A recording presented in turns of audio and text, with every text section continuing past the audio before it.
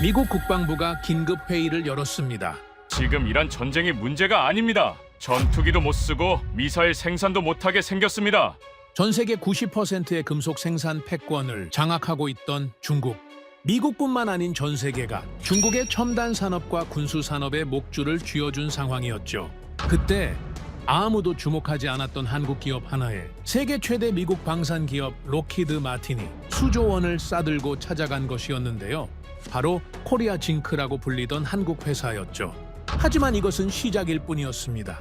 몇 달도 채 되지 않아 미국 국방부, 상무부, 심지어 트럼프 대통령까지 줄줄이 움직이는 것이었죠. 미국 테네시주 클락스빌에 10주 규모의 재련소를 제발 지어주십시오. 미국이 왜 이렇게까지 한국에 매달리는 것이었을까요? 현재 이란 전쟁에서 미국이 자신만만할 수 있었던 이유. 미국의 믿는 구석이 되어버린 대한민국의 숨겨진 힘을 지금 바로 공개하겠습니다. 이야기를 시작하기 앞서 사연 속의 제작에 힘이 되는 구독과 좋아요 부탁드립니다. 한국을 응원하신다면 대한민국 화이팅! 이라고 아래 댓글로 남겨주세요. 제가 지금 이 이야기를 꺼내는 건 총알이 오가던 그 전장 때문이 아닙니다. 총 한 발 쏘지 않은 채 미국 전체를 흔들 수 있었던 훨씬 더 조용하고 훨씬 더 무서운 전쟁 이야기를 하려는 것입니다. 그 이야기는 제가 새벽 회의 소집 문자를 받던 날부터 시작됩니다. 워싱턴 DC 국방부 지하 상황실. 창문도 없고 외부 소음도 들리지 않는 그 공간은 평소에도 긴장감이 흐릅니다. 하지만 그날은 달랐습니다. 회의실 문을 열고 들어서는 순간 저는 공기가 다르다는 걸 바로 느꼈습니다. 참석자들의 표정이 굳어 있었습니다. 국방부 관료들, 상무부 담당자들, 군정보 당국 인사들, 그리고 별을 4개씩 단 장군들. 평소라면 각자 커피를 들고 잡담이라도 나눌 사람들이 그날은 입을 굳게 다문 채 스크린만 바라보고 있었습니다. 화면에는 붉은 그래프들이 줄지어 떠 있었습니다. 저는 자리에 앉으며 옆 동료에게 짧게 물었습니다. 얼마나 심각한 건데요? 그는 대답 대신 화면을 턱으로 가리켰습니다. 보고가 시작됐습니다. 정보당국 분석관이 화면 앞에 서서 말을 열었습니다. 내용은 간단했습니다. 중국이 전략 광물 수출 통제를 추가로 강화할 수 있다는 정황이 포착됐다는 것이었습니다.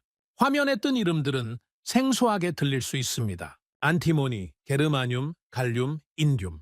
원소 기호 표에나 나오는 이름들이라 대수롭지 않게 들릴 수 있습니다. 하지만 저를 포함해 그 자리에 있던 사람들은 그 이름들이 무엇을 의미하는지 너무 잘 알고 있었습니다.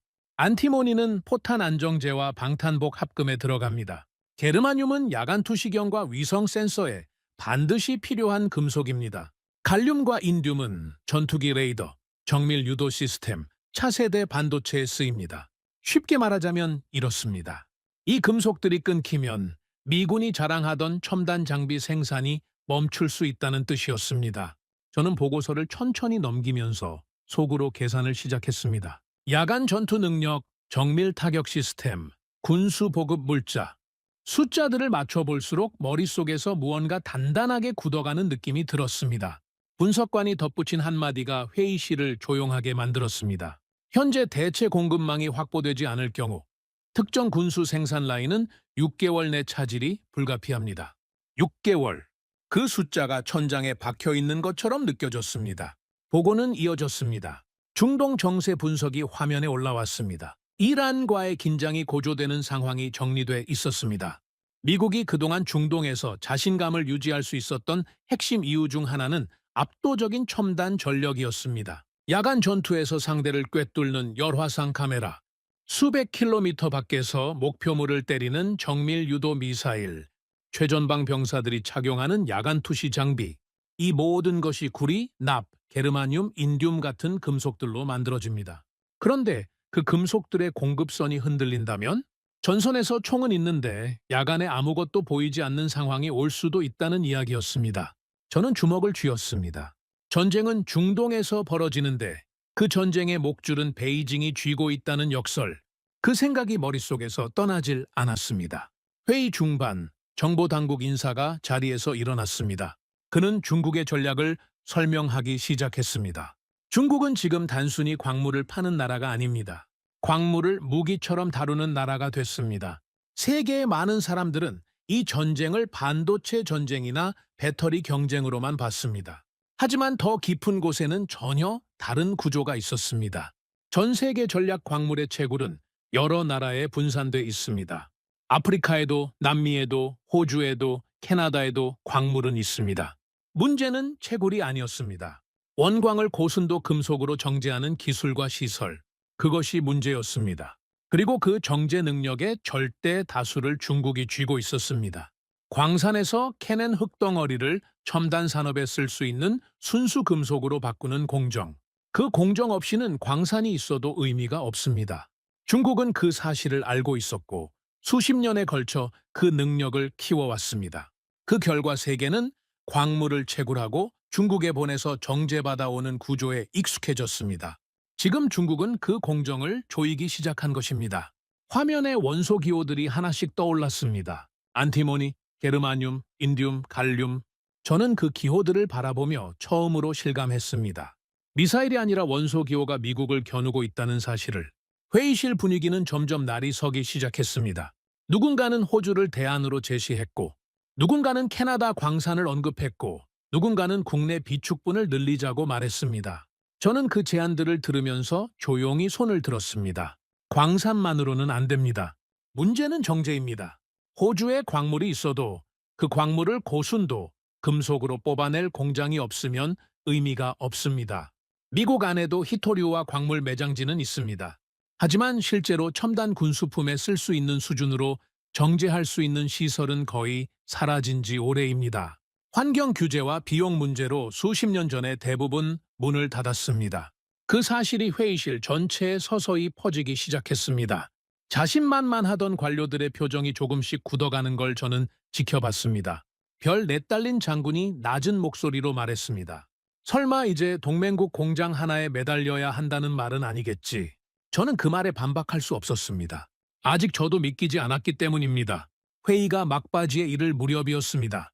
자리 한쪽에 있던 분석관 하나가 조용히 손을 들더니 새 슬라이드를 띄웠습니다. 젊은 편이었습니다.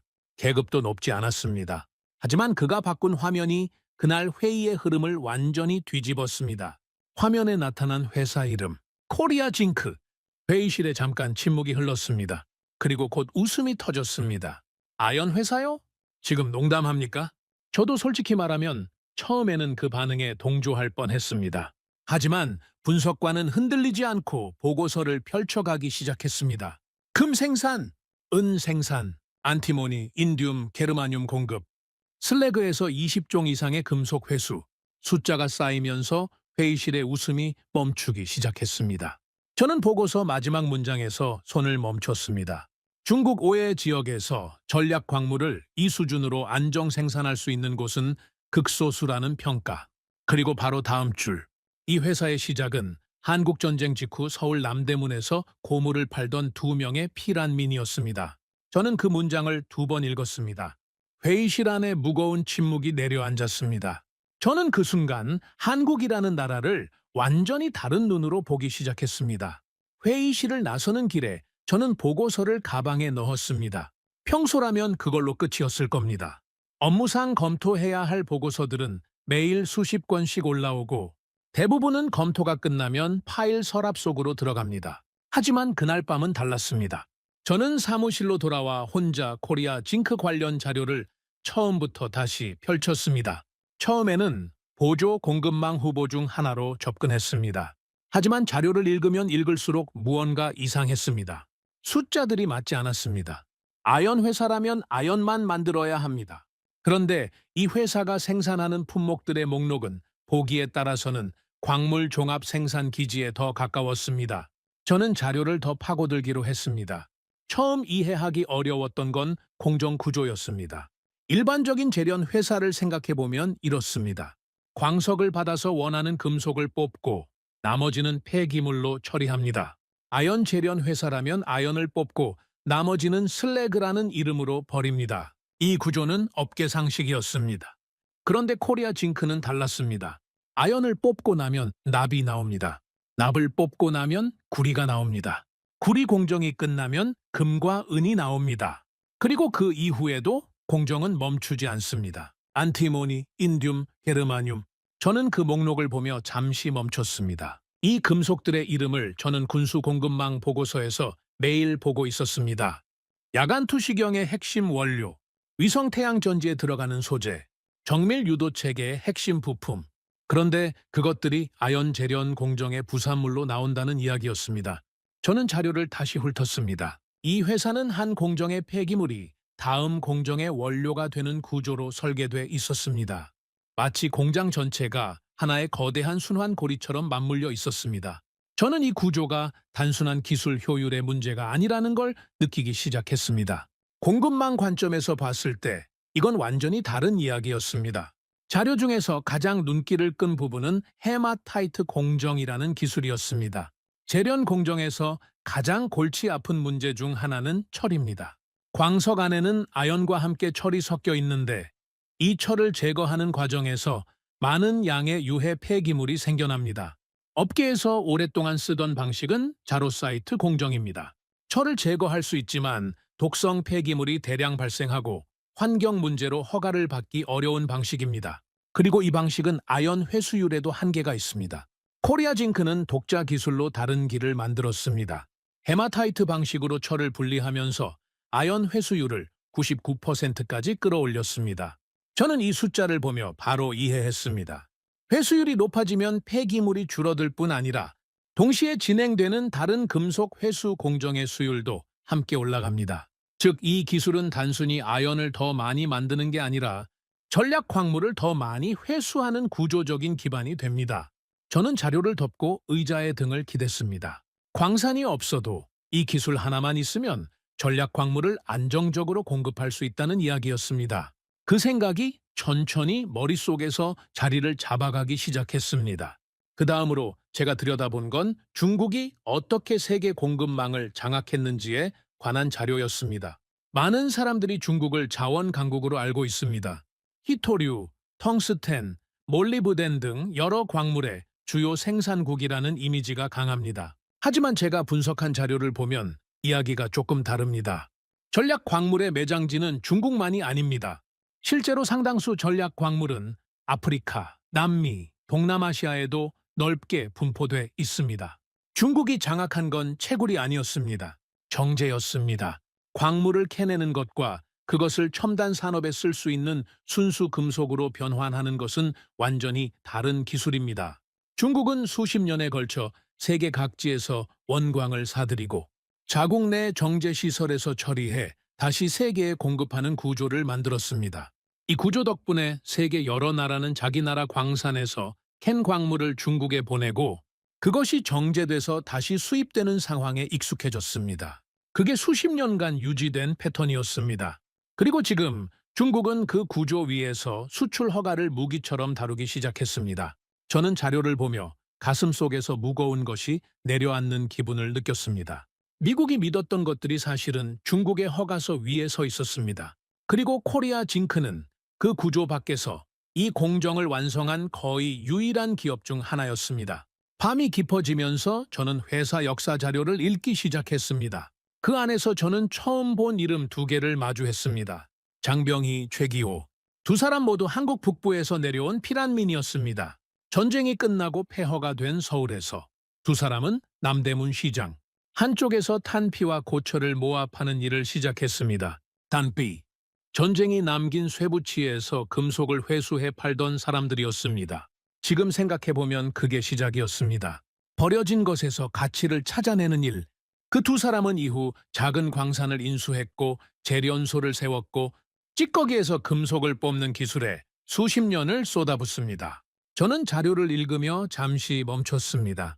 미국에는 자원이 풍부합니다. 캐나다도 그렇고 호주도 그렇습니다. 하지만 한국은 달랐습니다. 한반도 남쪽은 주요 전략 광물의 매장량이 거의 없습니다.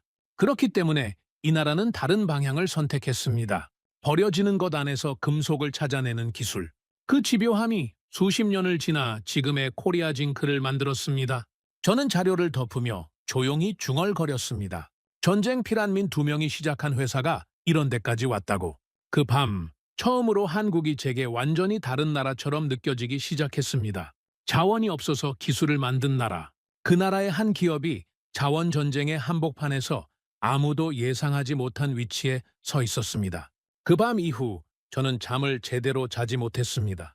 코리아 징크 자료를 책상 위에 펼쳐놓고 반복해서 들여다보면서 제 안에서 무언가가 조금씩 굳어가고 있었습니다. 처음엔 의심이었습니다. 수십 년간 이 일을 해온 저도 한 기업이 이렇게 넓은 범위의 전략, 광물을 동시에 생산할 수 있다는 사실이 쉽게 믿기지 않았습니다. 자료를 읽을 때는 그렇게 느껴졌는데 막상 덮어놓고 생각하면 다시 의문이 올라왔습니다. 아무리 기술이 뛰어나도 아연 회사가 군수 공급망을 해결한다는 이야기는 너무 갑작스러웠습니다. 하지만 저는 이 일을 감으로 하는 사람이 아닙니다. 숫자와 구조로 판단하는 사람입니다. 그래서 저는 자료를 다시 펼쳤고 이번엔 처음부터 끝까지 한 줄도 건너뛰지 않고 읽었습니다. 제가 정리한 내용을 보고서로 작성하는데 며칠이 걸렸습니다. 분량보다 설득력이 문제였습니다. 국방부 안에서 한국의 아연 회사가 전략 광물 공급망의 핵심이 될 수 있다는 주장을 꺼내려면 그냥 자료를 넘기는 것만으로는 부족했습니다. 처음 회의실에서 나왔던 반응을 저는 아직 기억하고 있었습니다. 비웃음? 그 반응이 나오지 않으려면 숫자가 스스로 말하게 해야 했습니다. 저는 미국 정부가 공식적으로 지정한 핵심 광물 리스트를 기준으로 분석을 시작했습니다. 미국이 중국 의존도를 줄여야 한다고 분류한 전략 광물 목록은 수십 종에 달합니다. 그중에서 국방 분야와 직결되는 품목들을 추리고 각 품목별로 현재 공급처와 대체 가능성을 매핑했습니다. 그 작업을 마치고 결과를 놓고 보니 한 기업이 계속 등장했습니다. 코리아 징크. 중국 바깥에서 안정적으로 생산하거나 회수할 수 있다고 평가된 품목들 가운데 이 회사가 커버하는 범위가 다른 어떤 후보보다 넓었습니다. 저는 보고서 마지막 줄에 이렇게 썼습니다. 중국을 제외한 전략 광물 공급망 중 현재 시점에서 가장 현실적인 파트너. 보고서를 제출한 다음 날 상무부 관료가 저를 찾아왔습니다. 그는 보고서를 손에 들고 있었고 표정이 묘했습니다. 믿기지 않는다는 표정과 믿고 싶다는 표정이 동시에 섞여 있었습니다. 그가 묻는 건 간단했습니다. 이게 전부 한국 기업 하나에서 나온다는 겁니까? 저는 짧게 대답했습니다. 네, 그리고 중국 바깥에서는 거의 유일합니다. 그는 잠시 아무 말 없이 보고서를 다시 봤습니다. 그리고 의자에 앉아 첫 장부터 다시 넘기기 시작했습니다. 저는 그 모습을 보며 처음 제가 그 자료를 읽던 밤이 떠올랐습니다. 믿기지 않아서 2번, 3번 읽던 그 밤이었습니다. 보고서가 돌기 시작하면서 반응이 달라졌습니다. 가장 강하게 반응한 곳은 방산 기업들이었습니다. 국방부는 주요 방산 기업들에게 공급망 검토를 요청했고 며칠 지나지 않아 각 기업에서 분석 결과가 돌아오기 시작했습니다. 가장 구체적인 반응을 보인 건 대형 항공 방산 기업의 분석팀이었습니다. 그들이 집중한 건 게르마늄이었습니다. 게르마늄은 위성 태양전지 패널에 들어가고 군사용 열화상 카메라와 야간 투시 장비에 필수적으로 사용됩니다. 첨단 전투기의 전자전 시스템과 정밀 유도 장치에도 빠질 수 없는 소재입니다. 그 기업의 분석팀이 보내온 결론은 짧고 명확했습니다. 중국을 제외한 안정적 공급망 후보 중 현실적으로 가장 실행 가능한 기업은 코리아 징크. 저는 그 문서를 받아들고 잠시 멍하니 서 있었습니다. 제가 며칠 밤을 새워 작성한 보고서의 결론과 정확히 같은 문장이었습니다. 그 시기에 시장에서도 변화가 나타나기 시작했습니다. 중국이 추가 수출 통제를 검토하고 있다는 소식이 흘러나오면서 안티모니 가격이 눈에 띄게 오르기 시작했습니다. 원자재 시장의 반응은 항상 솔직합니다.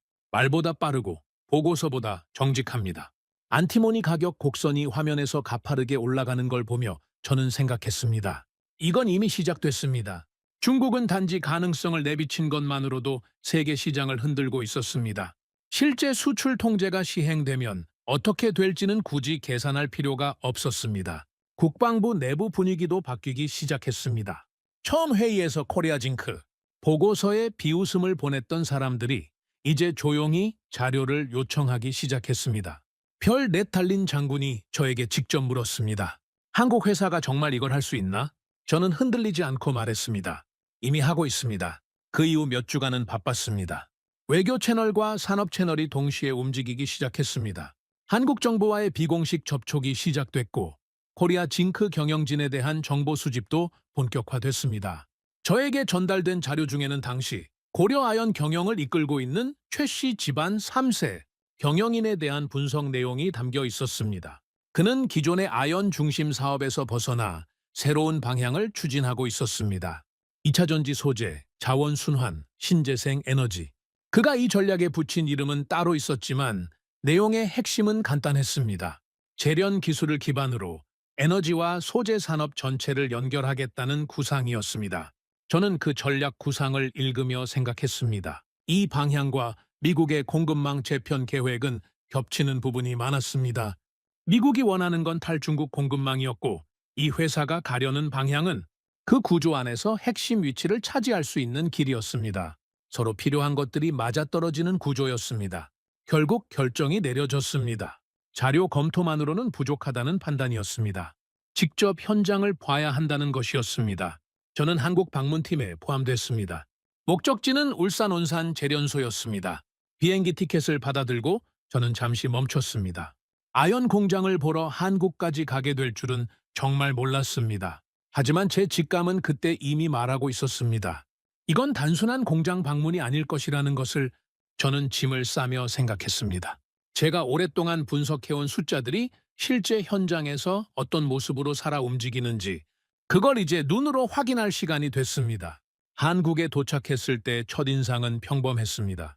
인천공항에서 차를 타고 이동하는 동안 창밖으로 보이는 풍경은 깔끔하고 조용했습니다.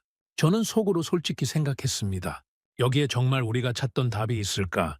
하지만 울산 방향으로 내려가기 시작하면서 분위기가 달라졌습니다.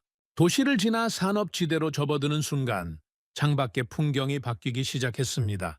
대형 굴뚝들이 줄지어 서 있고 복잡한 배관시설들이 하늘 위로 이어졌습니다. 온산 산업단지? 차에서 내려 입구에 서는 순간 저는 그 규모에 한 번 놀랐습니다. 안으로 들어갈수록 그 감각은 더 커졌습니다. 수십 개의 파이프라인이 서로 연결돼 있었고 대형 설비들이 각 구역마다 들어서 있었습니다. 분리된 것들이 아니었습니다. 하나하나가 연결된 거대한 한 개의 시스템이었습니다. 저는 걸음을 멈추고 전체를 바라봤습니다. 예상했던 것보다 훨씬 컸습니다. 현장 안내를 맡은 엔지니어는 조용하고 차분한 사람이었습니다. 설명이 시작됐습니다. 처음에는 아연 공정이었습니다. 광석이 들어오는 단계부터 아연이 뽑혀 나오는 단계까지의 흐름을 설명해 줬습니다. 저는 듣다가 속으로 생각했습니다. 여기까지는 알고 있는 이야기였습니다. 그런데 엔지니어가 그 다음 이야기를 꺼냈습니다. 저희는 아연만 만드는 회사가 아닙니다. 저는 걸음을 멈추고 그를 봤습니다. 그는 담담하게 설명을 이어갔습니다. 아연 공정이 끝나고 나면 슬래그가 남는다는 것. 그 슬래그는 대부분의 재련 회사에서 폐기물로 처리되지만 여기서는 그게 다음 공정의 시작점이 된다는 것이었습니다. 슬래그 안에 납이 있습니다. 납을 뽑아냅니다. 납 공정 이후에 남는 잔재 안에 구리가 있습니다. 구리를 뽑아냅니다. 그리고 그 뒤로 금과 은이 나옵니다. 저는 그 설명을 들으면서 머릿속으로 계속 따라가고 있었습니다. 공정 설명이 계속되면서 저는 안으로 더 깊이 들어갔습니다. 공장 안각 구역마다 다른 설비들이 가동되고 있었습니다. 어떤 구역에서는 금속이 녹아 흐르고 어떤 구역에서는 분리된 원소들이 각기 다른 용기에 담겨 이동했습니다. 냄새와 열기가 공간마다 달랐습니다. 그 복잡한 흐름 속에서 엔지니어가 멈춰 선 곳이 있었습니다. 전략 광물 회수 공정이 진행되는 구역이었습니다. 그가 조용히 설명했습니다.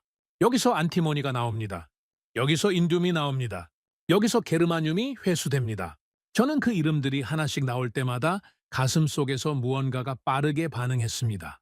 야간 투시경, 위성 센서, 정밀 유도 시스템. 저는 참지 못하고 물었습니다. 이걸 여기서 다 만든다고요? 엔지니어는 흔들리지 않고 말했습니다. 네, 대부분 회수합니다. 저는 그 순간 한 가지 생각이 머릿속에서 분명하게 자리를 잡는 걸 느꼈습니다. 이 공장은 광산이 없지만 광산 같은 곳이었습니다. 이어지는 설명에서 저는 헤마타이트 공정에 대해 직접 물었습니다. 자료에서 읽었을 때부터 확인하고 싶었던 기술이었습니다. 엔지니어는 고개를 끄덕이며 해당 구역으로 안내했습니다. 설명은 간결했습니다. 기존 업계에서 쓰는 방식은 철을 분리하는 과정에서 환경 오염 물질이 대량 발생합니다. 그 폐기물을 처리하는 것도 문제지만 그 과정에서 아연과 다른 금속들의 회수율이 떨어진다는 문제가 함께 생깁니다. 이 회사는 그 방식을 쓰지 않습니다. 독자적으로 개발한 공정으로 철을 분리하면서 아연 회수율을 99% 수준까지 끌어올렸습니다. 엔지니어가 조용히 덧붙였습니다. 세계 여러 기업이 시도했지만 상용화한 곳은 저희뿐입니다. 저는 그 말을 듣고 잠시 말을 잃었습니다. 상용화, 연구실에서 실험하는 것과 공장 규모에서 실제로 돌아가게 만드는 건 전혀 다른 이야기입니다. 방산 공급망에서도 마찬가지입니다. 이론적으로 가능한 것과 실제로 안정적으로 생산 가능한 것 사이의 간격은 때로 수십 년이 걸립니다. 그런데 이 회사는 그 간격을 이미 넘어서 있었습니다. 저는 설비를 바라보며 계산을 했습니다. 회수율이 높을수록 같은 원료에서 더 많은 전략 광물이 나옵니다. 이 기술은 단순한 생산 효율의 문제가 아니었습니다. 전략 광물 공급, 가능량 자체를 끌어올리는 구조적인 차이였습니다. 공장 투어의 마지막 구역을 지나면서 저는 한 가지를 물어보고 싶었습니다. 기술적인 질문이 아니었습니다. 저는 엔지니어에게 말했습니다. 왜 이런 기술을 개발했습니까? 그는 잠시 생각하는 표정을 지었습니다. 그리고 말했습니다. 저희는 광산이 많지 않은 나라입니다. 짧은 문장이었습니다. 하지만 그 뒤에 이어지는 말이 더 길게 남았습니다. 그래서 버려지는 것에서 금속을 찾아야 했습니다. 저는 그 문장이 가슴 어딘가에 와 박히는 걸 느꼈습니다. 미국에는 광산이 있습니다. 캐나다에도, 호주에도, 러시아에도 광물이 있습니다. 그런 나라들은 부족하면 새 광산을 찾으면 됩니다. 하지만 한국은 그게 안 되는 나라였습니다.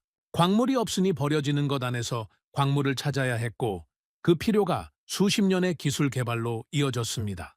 저는 재련소를 나서면서 생각했습니다. 중국이 세계 광산을 장악하는 방식으로 공급망을 지배했다면 한국은 버려진 것에서 금속을 뽑아내는 방식으로 그 구조 바깥에 자리를 만든 것이었습니다. 저는 그것이 기술 이상의 무언가라는 걸 느꼈습니다.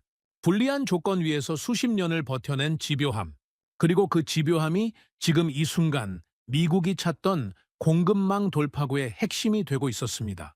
숙소로 돌아오는 차 안에서 저는 창밖을 보며 아무 말도 하지 않았습니다. 동행한 팀원 중 한 명이 물었습니다. 어떻게 봤습니까? 저는 잠시 생각하다 대답했습니다. 예상보다 훨씬 깊은 곳까지 와 있습니다. 그가 무슨 뜻인지 바로 이해하지 못하는 표정을 지었지만 저는 더 설명하지 않았습니다. 그날 밤 저는 노트를 펼치고 오늘 본 것들을 정리했습니다. 광물이 없어서 기술을 만든 나라, 그 기술이 지금 세계 공급망의 빈틈을 메우고 있었습니다. 저는 그 문장을 쓰고 잠시 멈추다가 노트를 덮었습니다. 내일 이 내용을 펜타곤으로 보내야 했습니다.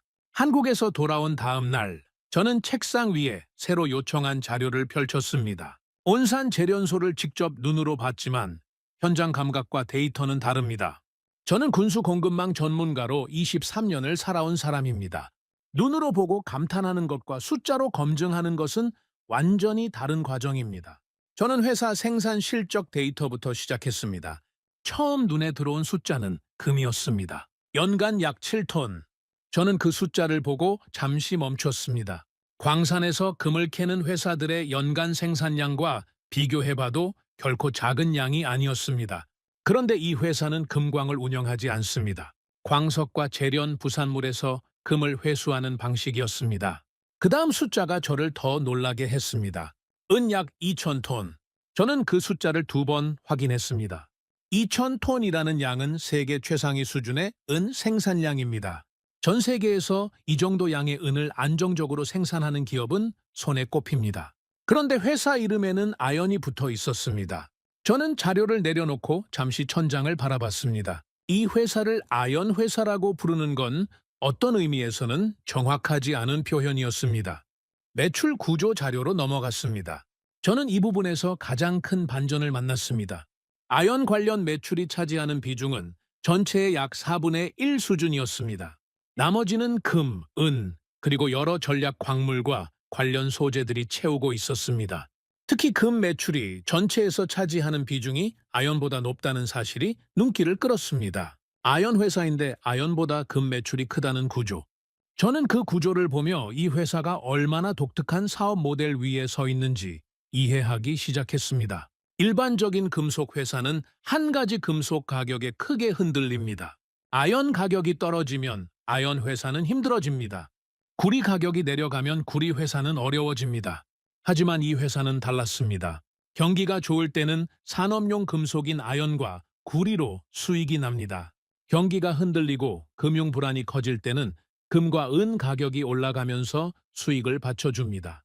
지정학적 긴장이 높아지고 공급망이 흔들릴 때는 전략 광물 가격이 상승합니다. 어떤 상황에서도 전체 수익 구조가 유지되는 설계였습니다. 저는 공급망 분석을 할 때 항상 안정성을 먼저 봅니다. 가격이 좋을 때만 공급이 되는 파트너는 진짜 파트너가 아닙니다. 어떤 상황에서도 지속 가능한 구조인지가 핵심입니다. 이 회사의 매출 포트폴리오는 그 기준에서 봐도 놀라운 구조였습니다. 다음에 확인한 건 실적 기록이었습니다. 저는 회사가 설립된 이후 연도별 영업 실적 데이터를 쭉 훑었습니다. 그리고 하나의 사실 앞에서 멈췄습니다. 수십 년 연속 영업 흑자. 저는 숫자를 거슬러 올라가며 확인했습니다. 외환위기가 한국 경제를 뒤흔들었을 때 세계 금융 시스템이 무너지는 듯했던 글로벌 금융위기 시기, 전 세계 공급망이 멈추다시피 했던 팬데믹 기간, 어느 해에도 연간 적자가 없었습니다. 저는 국방부에서 오랫동안 기업 데이터를 분석해왔습니다. 장기 공급망 파트너를 평가할 때 가장 중요한 지표 중 하나가 위기 대응 능력입니다. 세상이 흔들릴 때 함께 쓰러지는 파트너는 정작 필요한 순간에 공급을 끊게 됩니다. 수십 년 연속 흑자라는 기록은 단순한 숫자가 아니었습니다. 어떤 환경에서도 공급을 지속할 수 있다는 증거였습니다. 저는 그 기록을 보며 혼자 낮게 중얼거렸습니다. 이건 운이 아니었습니다. 기술과 사업 구조가 만들어낸 결과였습니다. 자료를 계속 검토하는 과정에서 저는 게르마늄 공급 문제를 다시 들여다봤습니다. 며칠 전 방산기업 분석팀에서 게르마늄에 집중했던 이유를 저는 충분히 이해하고 있었습니다. 게르마늄은 위성 태양전지의 핵심 소재입니다. 군사용 열화상 카메라와 야간 투시 장비에 반드시 들어가야 하는 원소입니다. 첨단 전투기의 전자전 장비와 정밀 유도 체계에도 없어서는 안 되는 소재입니다. 그런데 세계 게르마늄 공급의 압도적인 비중을 중국이 쥐고 있었습니다. 만약 중국이 수출을 완전히 틀어막으면 미국 방산 기업들은 핵심 시스템 생산에서 즉각 타격을 받을 수 있는 상황이었습니다. 그 공백을 메울 수 있는 곳이 어디냐는 질문에 현실적인 답을 가진 기업이 매우 드물었습니다. 저는 자료를 넘기며 이 구조 전체가 얼마나 위태로운지를 다시 한번 실감했습니다. 한 나라가 수출 허가서 하나로 미국 군사 장비 생산 일부를 흔들 수 있다는 현실. 그 현실 앞에서 코리아 징크가 가진 게르마늄 회수 능력은 단순한 산업적 가치가 아니었습니다. 그날 오후 저는 방산 기업 관계자들과 자료를 공유하는 회의에 들어갔습니다.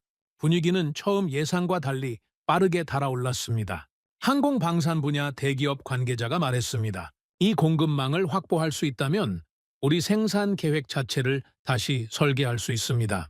저는 그 말을 들으며 생각했습니다. 공급망이 바뀌면 산업 구조가 바뀝니다. 산업 구조가 바뀌면 군사 전략도 바뀝니다. 이 회사는 이미 그 연쇄의 출발점에 서 있었습니다. 회의가 끝나고 저는 창가에 혼자 서 있었습니다. 처음 보고서에서 코리아 징크라는 이름을 처음 봤을 때 회의실에서 터져 나오던 웃음소리가 떠올랐습니다. 그때와 지금 사이에 무언가가 크게 달라졌습니다. 그 이름이 이제 웃음이 아니라 긴장과 집중 속에서 불리고 있었습니다. 그날 밤 호텔 방에서 저는 보고서를 다시 정리했습니다. 한 장씩 넘기면서 숫자들을 다시 읽었습니다. 금 7톤, 은 2,000원 톤, 수십 년 연속 흑자, 전략 광물 회수 역량, 그리고 그 회사가 서 있는 위치. 중국이 장악한 전략 광물 공급망 바깥에서 미국과 동맹 관계에 있는 나라에 이 기술을 가진 기업이 있다는 사실. 저는 조용히 중얼거렸습니다. 이건 산업협력이 아니었습니다. 안보협력이었습니다. 그 확신은 그날 밤 처음으로 의심 없이 제 안에 자리를 잡았습니다. 미국 정부가 이 기업과 협력하지 않는다면 앞으로의 공급망 전쟁에서 불리한 위치에 놓일 수 있었습니다. 그리고 저는 그 사실을 다음날 아침 펜타곤으로 보낼 보고서에 그대로 써야 했습니다.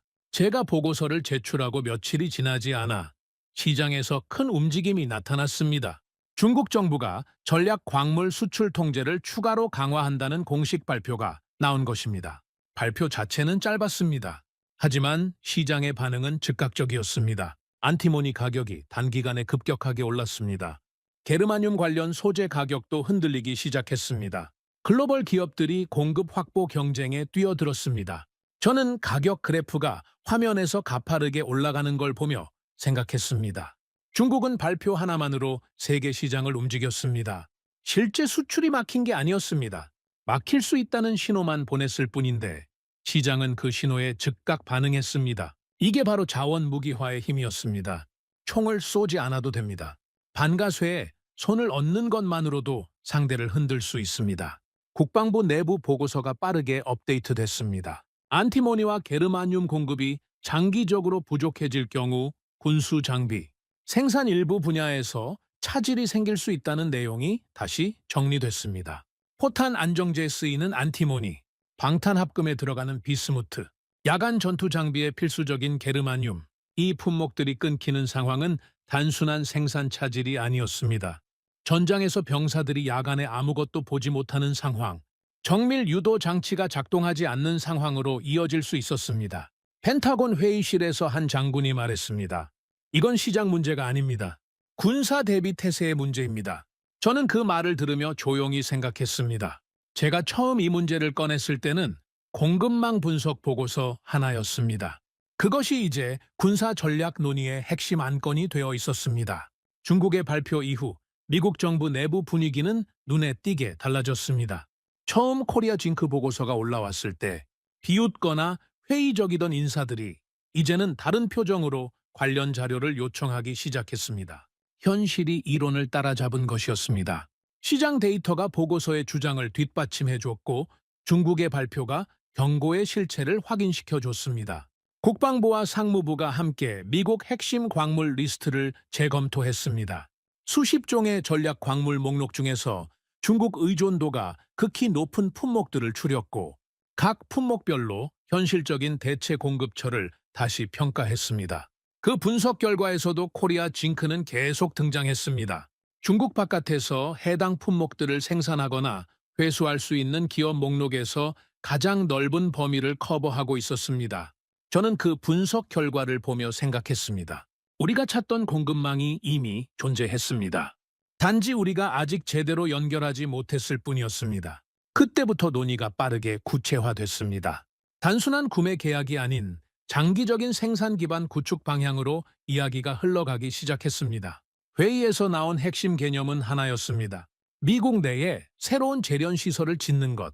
미국은 수십 년 전부터 아연 재련 시설이 거의 사라진 상태였습니다. 환경 규제와 비용 문제로 대부분의 정제 공장들이 오래전에 문을 닫았거나 해외로 이전했습니다. 그 결과 광물 매장지는 있는데 정제할 시설이 없는 역설적인 상황이 만들어져 있었습니다. 이 공백을 메우자는 논의가 테이블 위에 올라왔습니다. 저는 프로젝트 초안 문서를 받아들고 천천히 읽었습니다. 아연, 납, 구리, 금, 은, 그리고 전략 광물까지 동시에 처리할 수 있는 통합 재련 시설. 미국 안에서 동맹국 기술로 안정적인 공급망을 만드는 계획이었습니다. 규모는 수십억 달러에 달하는 대형 투자였습니다. 이 논의에는 민간이 먼저 움직였습니다. 방산 기업들이 관심을 보이기 시작했고 자원 분야 민간 투자자들도 움직이기 시작했습니다. 공급망 안정에 대한 수요는 정부만이 아니라 산업 전반에서 절박하게 느끼고 있었습니다. 특히 게르마늄 공급이 흔들릴 경우 직접 타격을 받는 분야에서 빠르게 반응했습니다. 위성 시스템 관련 기업들, 군사 광학 장비 생산 기업들이 이 프로젝트에 관심을 나타냈습니다. 저는 그 반응들을 보며 이 논의가 단순한 정부 정책이 아니라는 걸 느꼈습니다. 산업 전체가 필요로 하는 구조적 변화의 시작이었습니다. 같은 시기에 저는 한국 측과의 접촉이 더 깊어지고 있다는 보고를 받았습니다. 단순한 탐색 수준을 넘어 실질적인 협력 가능성을 타진하는 단계로 들어가고 있었습니다. 코리아 징크 경영진 측에서도 이 방향에 대한 관심을 갖고 있다는 신호가 들어왔습니다. 미국 시장 진출, 그리고 미국 내 재련시설 공동 구축, 이 회사가 추진하려는 사업 확장 방향과 미국이 원하는 공급망 재편이 맞아떨어지는 구조였습니다. 저는 그 가능성을 생각하며 처음으로 이 프로젝트가 실제로 이루어질 수 있겠다는 감각을 느꼈습니다. 이론이나 분석의 영역이 아니라 실제 움직임이 시작되고 있었습니다. 그 주 마지막 날 저는 혼자 사무실에 남아 자료들을 정리했습니다. 중국의 수출 통제 발표부터 시작된 시장의 반응, 국방부 내부 논의의 변화, 방산 기업들의 관심, 한국과의 접촉 심화, 그리고 미국 내 재련 시설 건설이라는 구체적인 계획의 등장, 이 모든 것들이 한 줄로 연결되고 있었습니다. 저는 프로젝트 개요 문서 첫 장을 다시 펼쳤습니다. 탈중국 전략 광물 공급망 구축, 6글자였습니다. 하지만 그 6글자 안에는 제가 수십 년간 다뤄온 공급망 문제의 핵심이 담겨 있었습니다. 저는 그 문서를 덮으면서 생각했습니다. 세계 공급망 구조가 바뀌기 시작하는 순간에 내가 서 있습니다. 그리고 그 변화의 중심에는 한국 기업 하나가 있었습니다.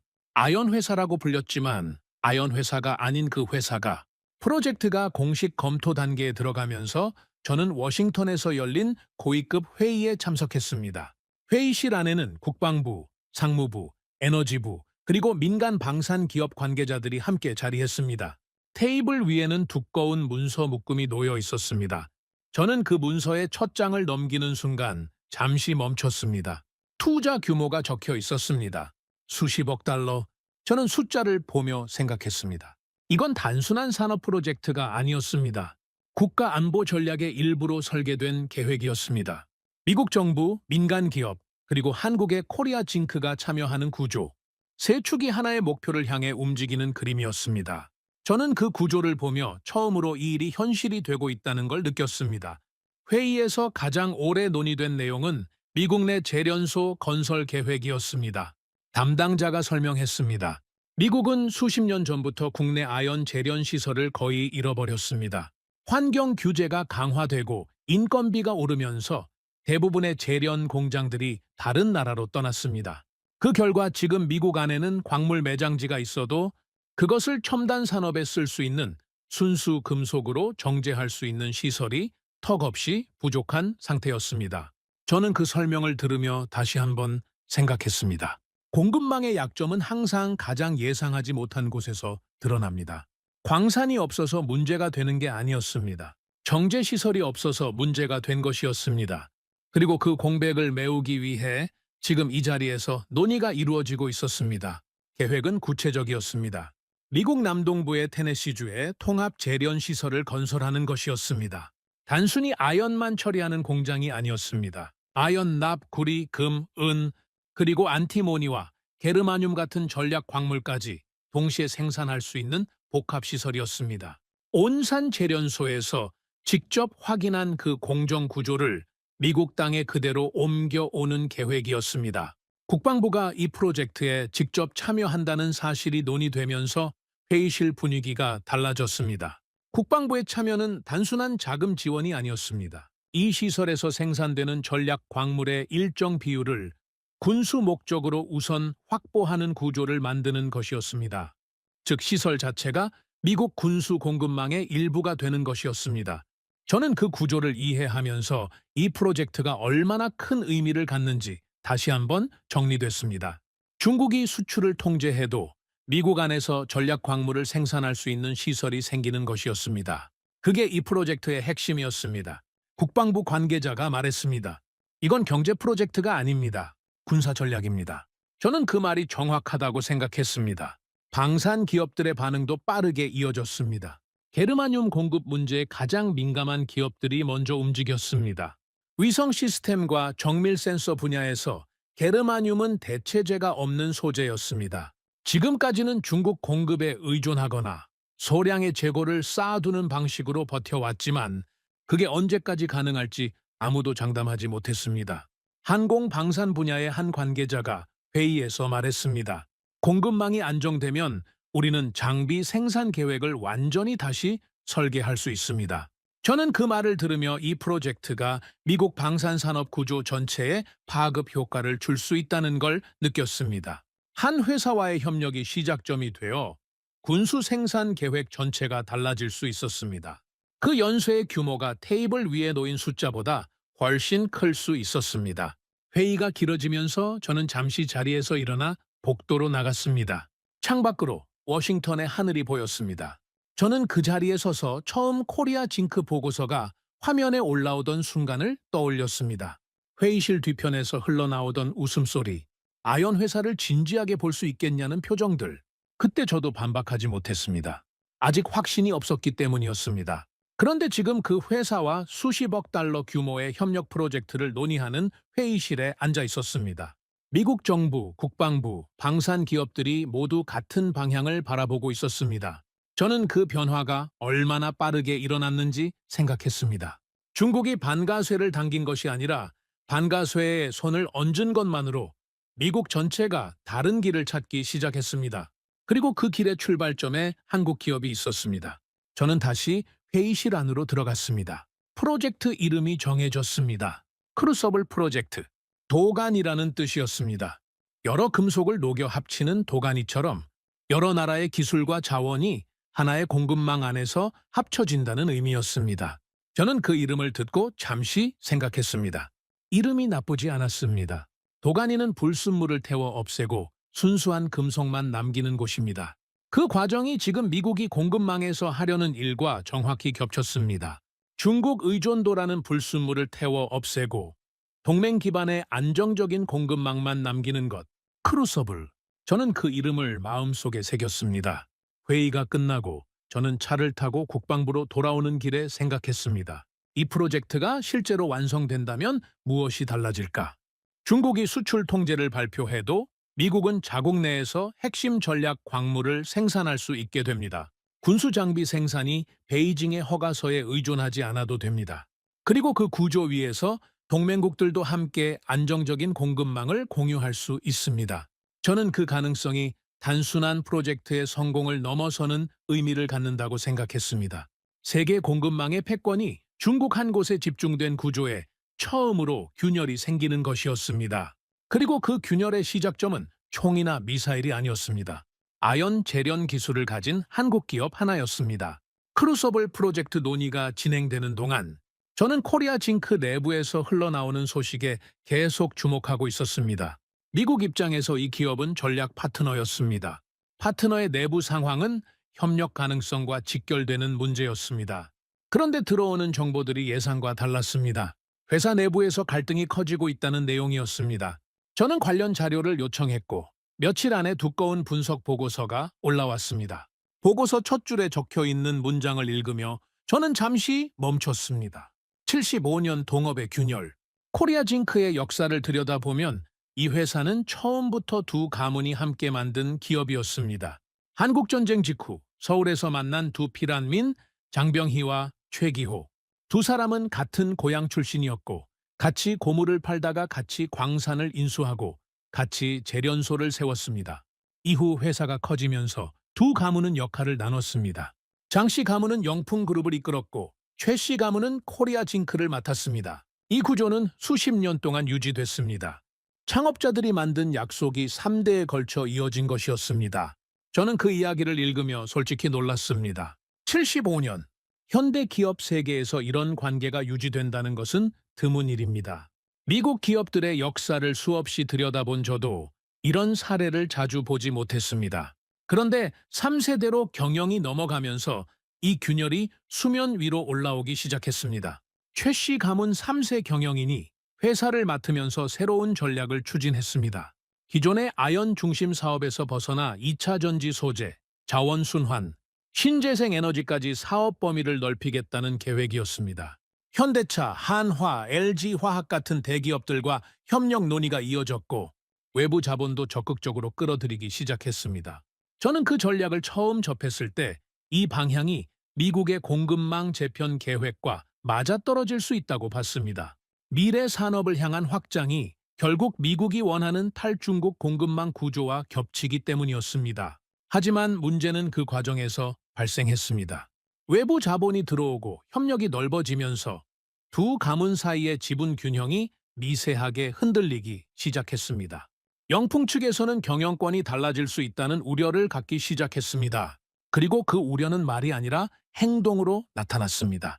갈등은 빠르게 공개적인 국면으로 접어들었습니다. 주주총회에서 표 대결이 벌어졌습니다. 정관 변경, 배당 정책, 이사회 구성까지 모든 사안에서 충돌이 이어졌습니다. 두 가문이 조용히 조율하던 방식은 더 이상 작동하지 않았습니다. 75년 동안 쌓아온 신뢰가 회의실 안에서 서류와 표결로 대체되고 있었습니다. 저는 그 과정을 보고서로 읽으며 복잡한 기분을 느꼈습니다. 이 회사의 역사를 처음 접했을 때 느꼈던 무게감이 있었습니다. 전쟁 피란민 두 명이 탄피를 모아 팔던 작은 시작. 그것이 수십 년을 지나 세계 전략 광물 공급망의 핵심 기업이 된 이야기. 그 긴 여정이 이제 내부 충돌로 이어지고 있었습니다. 갈등이 더 큰 국면으로 번진 건 거대한 자본이 개입하면서였습니다. 영풍 측이 대형 사모펀드와 손을 잡았습니다. 공개 매수 계획이 발표됐습니다. 코리아징크 주식을 시장에서 대규모로 사들여 지분을 확보하겠다는 것이었습니다. 움직이는 자금 규모는 수조 원이었습니다. 한국 자본시장 역사에서 손꼽히는 규모의 경영권 분쟁이 시작된 것이었습니다. 코리아징크 경영진도 맞대응에 나섰습니다. 자사주 매입, 우호 지분 확보, 법적 대응. 두 진영이 자금과 법과 여론을 동원해 정면으로 맞붙었습니다. 저는 보고서를 읽으면서 이 충돌의 규모에 놀랐습니다. 단순한 기업 내부 다툼이 아니었습니다. 수조 원이 움직이고 언론이 연일 이 사건을 다루고 한국 사회 전체가 이 경영권 전쟁의 결과를 지켜보고 있었습니다. 워싱턴에서도 이 상황을 예의주시하는 시선이 생겨났습니다. 크루서블 프로젝트 논의에 참여하던 일부 관료들이 조심스럽게 물어오기 시작했습니다. 파트너 기업의 내부 상황이 이 정도 수준이라면 협력 진행에 문제가 없겠냐는 것이었습니다. 저는 그 질문에 바로 답하지 않았습니다. 며칠 동안 자료를 다시 들여다보고 생각했습니다. 경영권 분쟁이 벌어지고 있다는 사실 자체는 부정할 수 없었습니다. 하지만 저는 이 상황을 다른 각도에서도 바라봐야 한다고 생각했습니다. 분쟁의 핵심은 회사의 방향에 관한 것이었습니다. 기존 방식을 유지하려는 쪽과 새로운 산업으로 확장하려는 쪽의 충돌, 그리고 확장을 추진하는 쪽이 추구하는 방향은 우리가 원하는 공급망, 파트너의 모습과 겹치는 부분이 있었습니다. 2차 전지 소재, 자원 순환, 에너지 전환, 이 분야들은 미국이 탈중국 공급망에서 확보하려는 영역들이기도 했습니다. 저는 보고서를 마저 읽으며 생각을 정리했습니다. 이 기업을 둘러싼 갈등은 단순히 두 가문 사이의 다툼이 아니었습니다. 회사의 미래를 어떤 방향으로 가져갈 것인가에 대한 충돌이었습니다. 그리고 그 충돌의 결과에 따라 이 기업이 세계 공급망에서 차지하는 위치도 달라질 수 있었습니다. 저는 창밖을 바라보며 생각했습니다. 중국은 광물로 세계를 압박하고 있습니다. 미국은 동맹으로 그 압박에 맞서려 하고 있습니다. 그리고 그 동맹의 핵심 자리에 이 기업이 있습니다. 내부 갈등이 어떻게 마무리되든 이 회사가 가진 기술과 생산 능력은 변하지 않습니다. 헤마타이트 공정, 슬래그 회수 기술, 수십 년을 이어온 생산 노하우, 그것들은 경영권이 어느 쪽에 있든 공장 안에서 돌아가고 있었습니다. 저는 그 사실이 중요하다고 생각했습니다. 며칠 뒤 저는 내부 보고서를 다시 정리하면서 마지막 문장을 썼습니다. 코리아 징크의 경영권 분쟁은 이 기업의 전략적 가치를 바꾸지 않습니다. 오히려 이 회사의 미래 방향에 관심을 가진 여러 세력이 그 가치를 인정하고 있다는 반증이기도 합니다. 미국의 전략 파트너로서 이 기업과의 협력 논의는 계속돼야 합니다. 저는 그 문장을 쓰고 보고서를 덮었습니다. 그리고 처음 그 이름을 회의실 화면에서 봤을 때를 다시 떠올렸습니다. 코리아 징크. 그때 회의실에서 흘러나왔던 웃음소리. 지금은 아무도 웃지 않습니다. 오히려 그 이름을 중심으로 수십억 달러가 움직이고 세계 공급망의 판도가 논의되고 있습니다. 저는 그 변화가 결코 우연이 아니라는 걸 알고 있습니다. 전쟁 피란민 두 명이 폐허 속에서 탄피를 주워 팔던 것에서 시작된 이 회사, 버려진 것에서 금속을 찾아내는 기술에 수십 년을 쏟아부은 이 나라, 그 집요함이 결국 지금 이 자리까지 이어진 것이었습니다. 저는 마지막으로 한 가지 생각을 정리했습니다. 중국을 두려워했지만 답은 이미 한국에 있었습니다. 저는 처음에 이 회사를 단순한 아연 회사라고 생각했습니다. 전략 광물 공급망을 분석하면서 수없이 많은 기업들의 이름을 봐왔지만 코리아징크는 그 목록에서 그다지 눈에 띄지 않는 이름이었습니다. 하지만 보고서를 처음부터 끝까지 읽고 울산 온산 재련소 안을 직접 걸어보고 이 회사의 역사를 들여다보면서 저는 그 판단이 얼마나 피상적이었는지 깨달았습니다.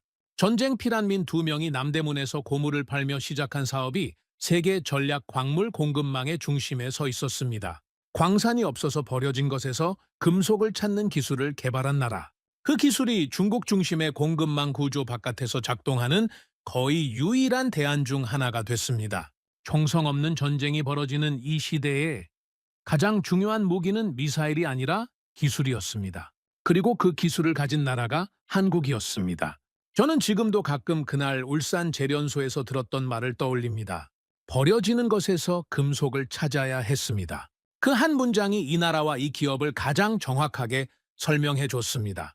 불리한 조건이 오히려 가장 강한 기술을 만들었습니다. 진짜 보물은 항상 아무도 주목하지 않는 곳에 숨어 있습니다. 그리고 그 보물을 가장 먼저 찾아낸 나라가 한국이었습니다. 여러분은 이 이야기를 들으면서 어떤 감정이 드셨나요? 아무도 주목하지 않았던 곳에서 누구도 예상하지 못한 방식으로 세계 공급망의 판도를 바꾸는 기술을 키워온 나라. 이것이 바로 대한민국의 저력입니다. 구독과 좋아요로 응원해 주시면 더욱 재미있는 이야기로 찾아뵙겠습니다. 해외 감동 사연을 소개해드리는 스페셜 코리아였습니다. 감사합니다.